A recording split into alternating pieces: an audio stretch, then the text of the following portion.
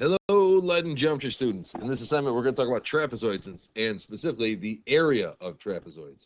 So first off, quick reminder of what we know about trapezoids. A trapezoid is this shape, looks like a triangle with the top cut off, but it's more than just that. We have one set of parallel sides. These two sides, the top and bottom in this case, are parallel to each other.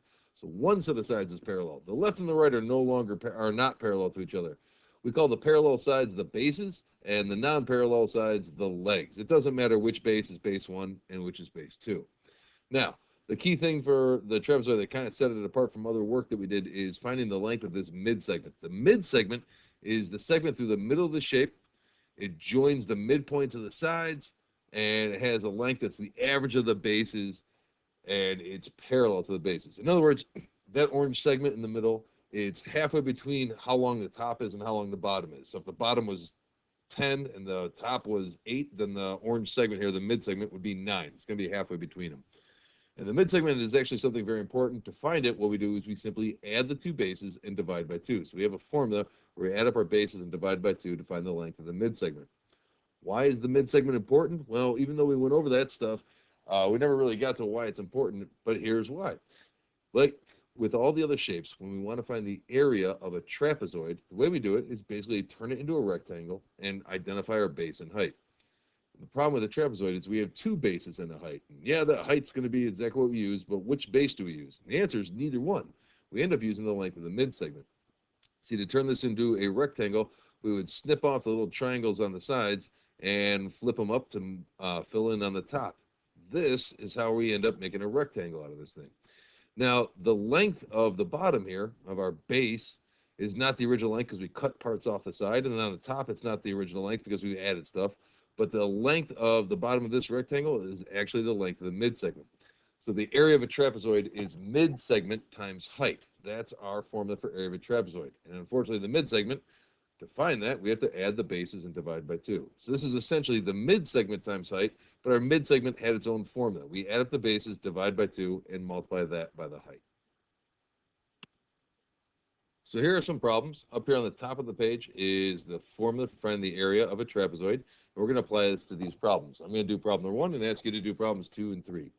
All right, so what we always have to do in our problems is identify our two bases and height.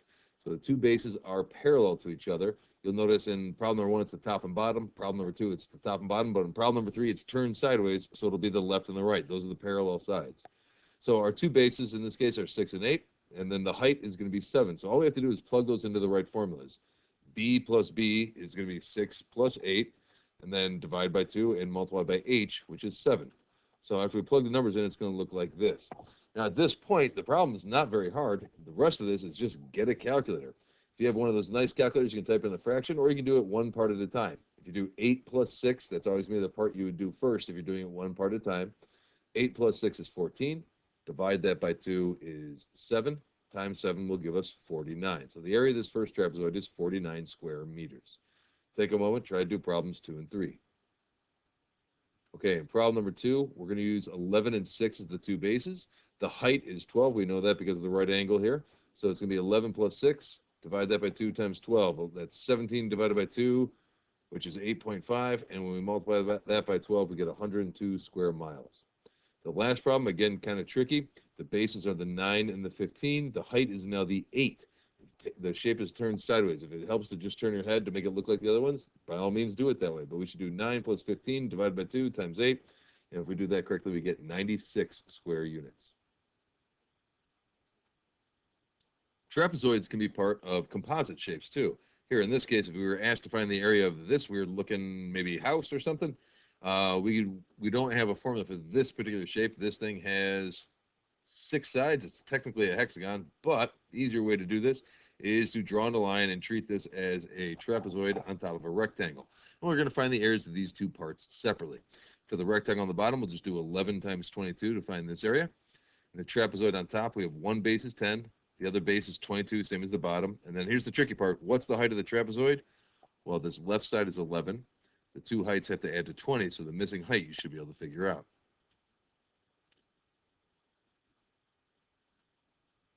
All right, so we get 242 for the area of the rectangle bottom. How about the trapezoid on top? We should get 144. 10 plus 22, divide that by 2, multiply by 9. Then how do we find the area of the whole shape? We're simply going to add those two together, and we get 386 square units. Okay, so this is back to a basic problem. Find the area of this trapezoid. And to do that, we just plug everything into the formulas in the right spot. 6 plus 14 divided by 2 times 10. That's going to be 100 square inches. Same thing. Oh, no, this is a different problem. Okay, so in this case, we want to find the length of the base. What we're missing is down here, this missing length. We know the height of this thing, and we know the one of the bases in the mid-segment. And this problem actually technically is not an area problem, but it'll help us out with something else in a minute. How do we find the length of this missing base? Well, the mid-segment is supposed to be halfway between the two bases. See, 8 is this top segment, and this bottom segment's something we don't know, but when we average them, we get 12.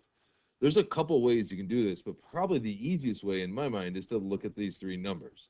These three numbers, including the one that we don't know, are supposed to be evenly spaced because the mid-segment's halfway between them. So if you look at the distance, how far apart are the 8 and the 12, well, that's a difference of 4. So this segment down here on the bottom, that should also be 4 more. We go 8 plus 4 to get 12. We should add 4 again to get this side, and this missing base is going to be 16.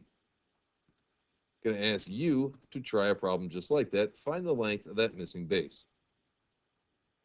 Okay, in this case, again, they're supposed to be evenly spaced. So to go from 20 down to 12, that means we went down 8.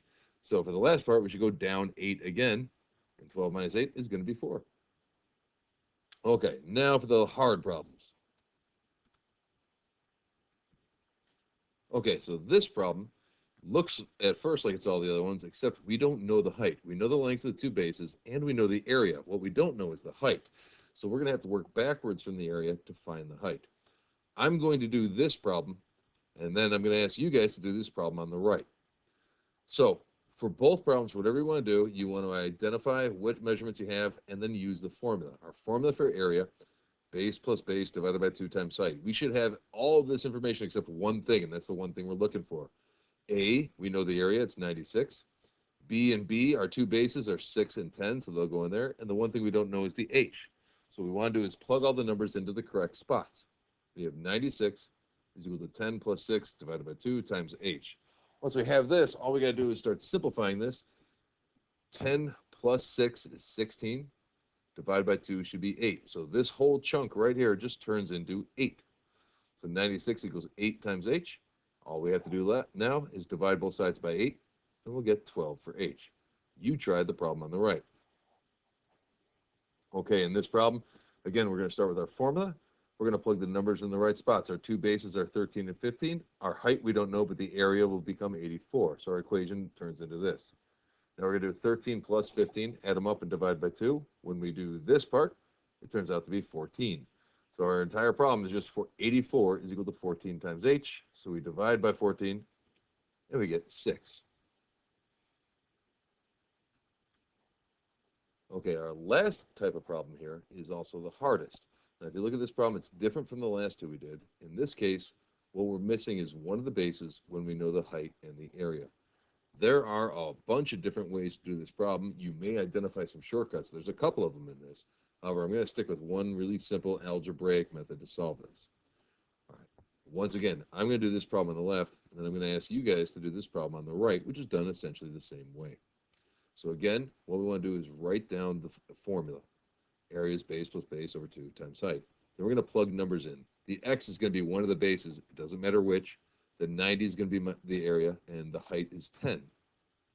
Now, this problem's a little bit different. We can't simplify this fraction very easily. You could try distributing the 10 in, but that's not going to make this problem much easier. Instead, when we have a problem like this, the next best step is to divide by this height that's being multiplied. I'm going to divide both sides by 10. It's going to get the numbers much, much smaller, make it easier to work with. Times 10 and divided by 10 on the right will cancel out. 90 divided by 10 on the left just becomes 9. So now we have 9 is equal to 6 plus x over 2. Let's get rid of this divided by 2. We can do that by multiplying both sides by 2. On the right side, the times 2 and divided by 2 cancel. On the left side, 2 times 9 is 18. So now we have a very simple problem. 18 is equal to 6 plus x. We just subtract 6 from both sides, and we'll get x is equal to 12. The problem on the right is done the exact same way. Take a moment and try to solve that problem. Okay, let's see how you did. Write down our formula. We're going to plug in 9 and x for the bases. Again, it doesn't matter which one's which. 28 will go in for A, and 4 will go in for H. Our formula is going to look like this. And then we're just going to mimic the steps on the left. Step 1 is to divide both sides by 4. When we do that, we're going to have 7 is equal to x plus 9 divided by 2. Then we're going to multiply by 2. And now we have 14 is equal to x plus 9. One step left. Just subtract 9 from both sides. And we're going to end up with x is equal to 5.